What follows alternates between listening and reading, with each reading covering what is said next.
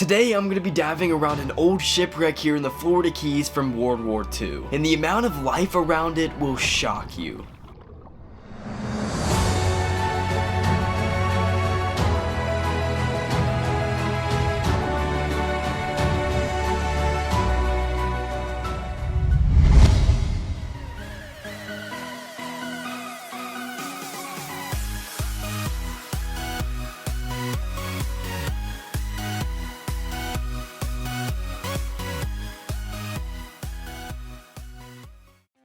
What's going on, guys? It's Ray here, and today I'm back down here on location in beautiful Key Largo, Florida, because today is diving day number 1. Now, of course, by this point you guys have seen all my videos where I go out diving with the Nomad. However, while I'm down here on location, I'm also going out on just some standard scuba diving excursions. Now, I've been saying it for years, the Florida Keys are regarded as the dive capital of the United States, and I'm gonna prove to you why when we head out there on the water.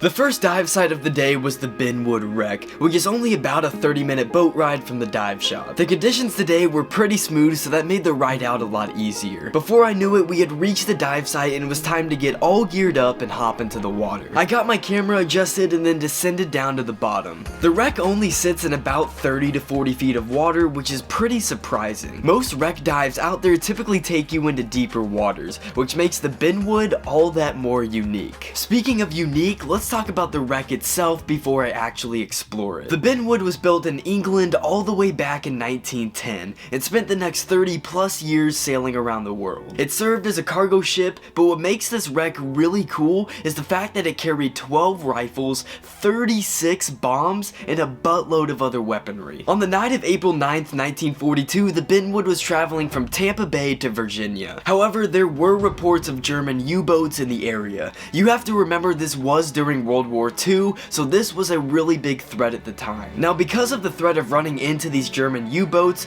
the Benwood was required to travel totally blacked out, with no lights on at all. However, another cargo ship was also traveling totally blacked out at the same time, and eventually the two boats ended up running into each other. The Benwood was severely damaged, while on the other hand, the other boat was able to make it back to shore. And so that collision led to the entire 360-foot long boat to sink to the bottom, where it now serves as one of the best dive sites in all of the Keys. After hearing that story, it's hard not to be totally fascinated with the wreck. All of this was going through my mind as I started exploring every inch of the Benwood. The first part of the dive took me around the back part of the boat, which played home to some massive schools of fish. I couldn't believe how many fish were found around this wreck. I mean, there had to have been thousands of different fish, which goes to show that the Benwood plays as an artificial reef to a lot of the marine life. Shortly after that, I also discovered a giant golden crab hiding within the wreck. Crabs are actually pretty hard to find because of the fact that they like to hide themselves,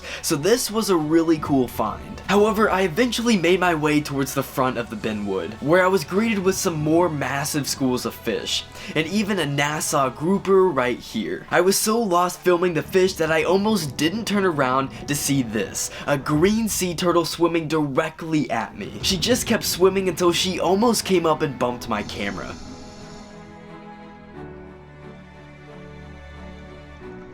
This is about as close as you can get to a sea turtle underwater, and it was one of the coolest interactions I had on the entire trip.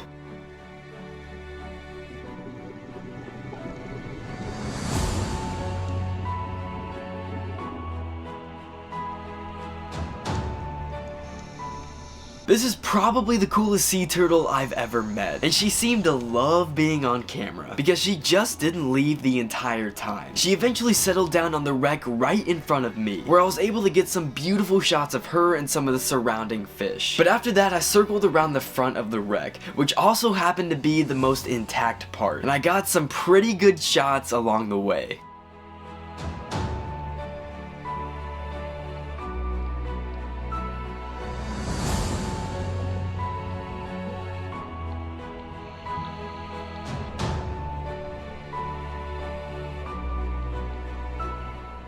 But eventually the time was up, so I started descending to the surface, but before I got there, I spotted another green sea turtle. I was able to swim right up to him and get pretty close in the process. Sea turtles are one of the most majestic animals on the planet, and this interaction definitely proves that.